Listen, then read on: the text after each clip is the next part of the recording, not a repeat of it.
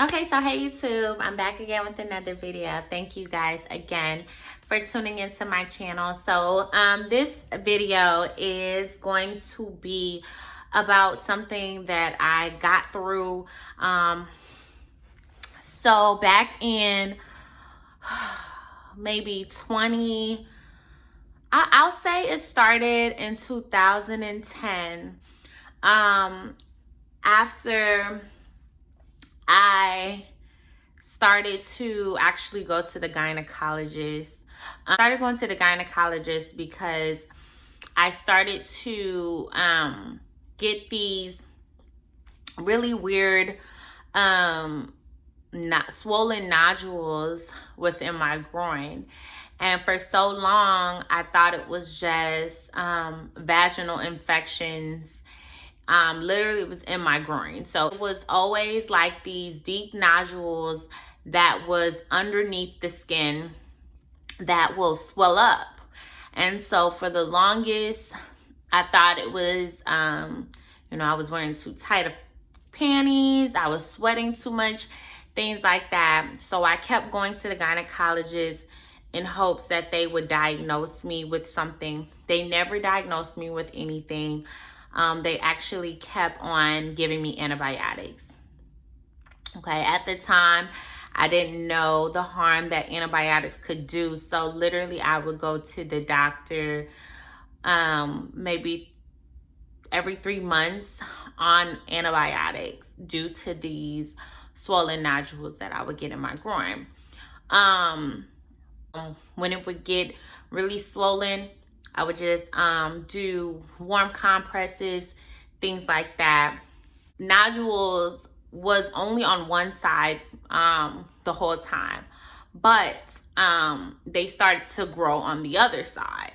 And so I was just like, what is this? I couldn't figure it out. It ended up getting really bad around.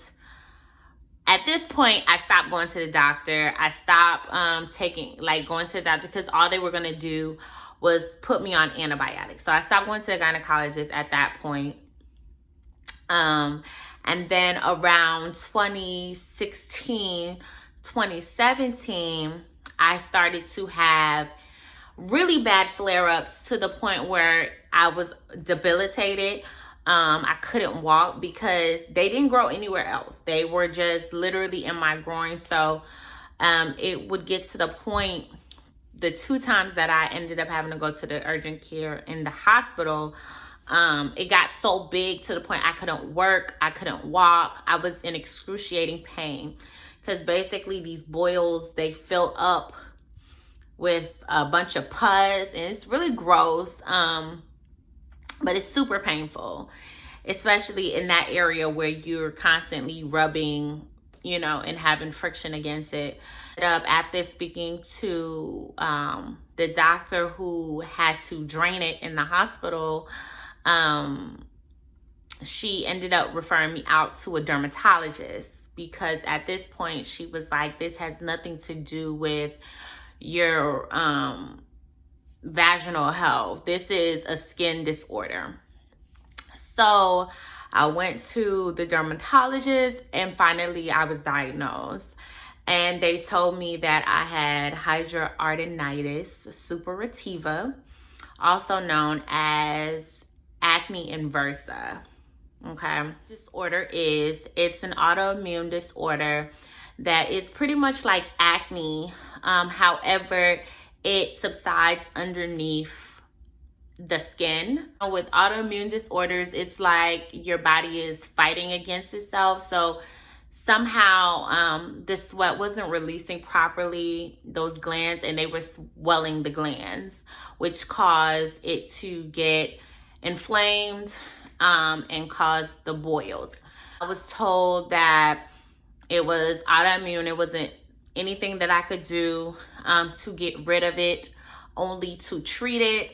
And it was a hard pill for me to swallow because as I don't even want to get teared up, but You know, it's so crazy because these doctors, you know, they will, excuse me, sorry. So these doctors, they will tell you things that can basically shut shit down for you. And after being hospitalized and having to be out of work for 2 weeks due to this, and then being told that it was not curable and that it was only treatable, and that I would possibly, this disease is linked to lupus, and I could possibly suffer from this for the rest of my life and end up having to be on steroid injections and all of these things. It scared me.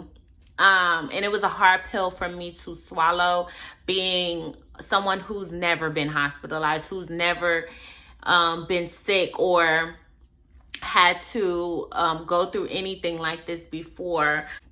It was just scary. So at some point, I decided to, you know, try to figure out what it was. I did so much research, and at one point I even joined a Facebook group, which I shortly after removed myself from, just because it put me in a mindset that I was not trying to be in. Seeing everybody else's situations on there just made me feel worse about it and made me feel kind of helpless. After researching other people who've been dealing with this disorder or have gotten rid of it and cured themselves of it, they all linked it to diet and lifestyle changes. So I knew that I had to make a change because my life depended on it, essentially. So I did tons of research. So I'll just kind of run through what I did. I did a water fast, and I did that to completely cleanse out my body. They say that when you do a water fast, basically your body goes into this state where it basically starts to heal all of the cells that have been damaged and that are suffering from disease and things like that. And it kind of cleanses out everything. So I did the water fast first. Then I changed my lifestyle. I practiced self-care a lot. I made sure I got enough rest, and I laid low on the alcohol intake and partying. But as it pertains to my diet, I definitely watched my dairy intake. At that point, I started to go the dairy-free option, the dairy-free route. Currently, I'm transitioning into a vegan lifestyle. So I was doing that. I eliminated processed foods immediately. McDonald's, Wendy's. It's horrible. Horrible. It's not even real food. Do not continue to eat that shit. It's horrible. So I removed processed foods from my diet, and I just paid attention to my carb intake and my sugar intake. So that's pretty much what I did. It's going into 2 years since I've had a flare-up. At this point, there was always a nodule there. I don't even have a nodule there anymore. It completely went away, which it hasn't went away since I got it, which was in 2010.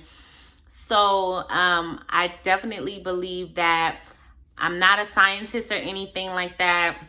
And to be quite honest, at this point, it's really hard for me to trust Western medicine, just because I was told that I was going to have to take injections for the rest of my life to maintain it so that it never got out of hand. And lo and behold, the whole time, it was my lifestyle and my diet. So I say this to say that, you know, have hope.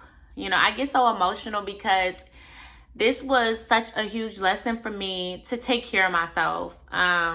You hear people talk about, you know, the body being the temple, things like this, but literally, you have one body. Literally take care of your body. Stop putting bullshit in your body. Stop doing bullshit ass surgeries to look a certain way. Sorry guys, my nails are fucked up right now, but it literally was a huge eye-opener for me to really love myself more. And now, you know, some people would say I'm a health freak. I don't think so. I think I'm just trying to, because clearly I see what happens when you don't take care of yourself. Your body breaks down. It's just like a car. You need oil changes. You need to maintain your anything that if you want it to last. And I just knew that that wasn't for me. The doctor was not going to tell me that I was going to have to pay for a prescription every month and shoot up myself with some bullshit that I don't even know what's in, you know, what's in it, some chemical. Like, I was not going to live my life like that. Unfortunately, you know, people promote birth control. The best type of birth control is abstinence, or even, I know a lot of people don't believe in it, but yo, them apps, like when they tell you when you fertile, that shit works. Like, for years, I practiced the pull-out method and didn't get pregnant. It wasn't until I decided, hey, I'm ready to have a baby, like, that I got pregnant. So, I mean, that whole idea, like, you know, let's keep shooting ourselves up with hormones and thinking that it's not going to have a reaction on our body is stupid as hell. And, I mean, listen, if it works for you, it works, but it was not working for me.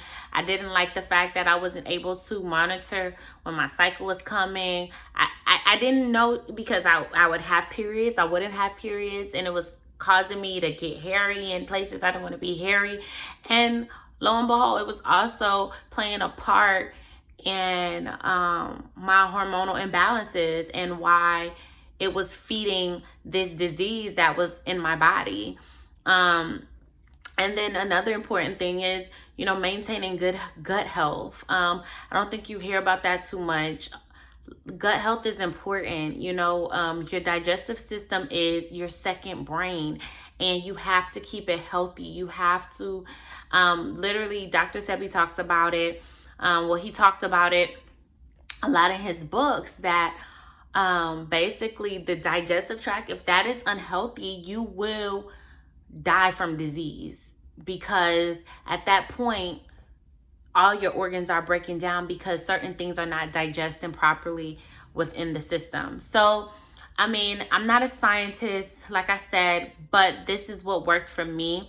I'm going on 3 years now that I have not had a boil or even any sight of it or any feeling of this nodule in my groin. And on top of that, other things have gotten better as well. My skin has gotten better. My hair has grown a lot. So, you know, yeah, I like I said before, I was in that group on Facebook with people who were suffering from HS, and it was depressing as shit. And honestly, I wanted to scream to them and be like, you guys are making things worse by following this group. This group is not a support system. This is hurting you, because the whole time they were talking about all the drugs that they were taking and how it was helping. But no, your drugs, your medicine is your food that you eat, your vegetables, your fruits. That is your medicine. And it's free because you can grow it. So, I mean, God gave us everything we need to sustain this life. And that is my little story on how I cured my HS. And by the grace of God, I know it's cured, because I will never be in that place again to where I will make myself susceptible to any type of disease that comes from diet and lifestyle. So I know this video was all over the place, but hopefully you guys got the point. Thank you guys for watching. I'll see you in the next video. Bye, YouTube.